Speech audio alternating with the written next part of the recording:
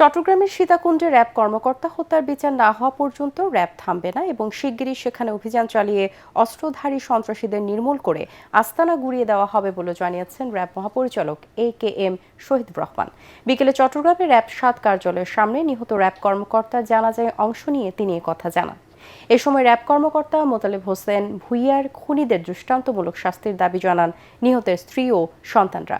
জানাজা শেষে লাশ দাফনের জন্য কুমিল্লা আদর্শ সদর উপজেলার অলিপুর গ্রামের বাড়িতে নিয়ে যাওয়া হয়। গতকাল সন্ধ্যায় সীতাকুণ্ড উপজেলার জঙ্গল সলিমপুর এলাকায় অস্ত্রধারী সন্ত্রাসীদের ধরতে র্যাব অভিযানে গেলে মাইকে ঘোষণা দিয়ে তাদের উপর হামলা চালানো হয়। এতে এক র্যাব কর্মকর্তা নিহত ও অন্তত ৩ জন আহত হন। এই অভয়াশ্রম, এই যে সন্ত্রাসীদের যে এখানে বসবাসের যে একটা সেটাকে আমরা নির্মূল করব। এই জন্য আমাদের যতদিন যে প্রক্রিয়া লাগে, যা কিছু লাগে, কারণ তারা কোনোভাবেই রাষ্ট্রের চেয়ে শক্তিশালী না।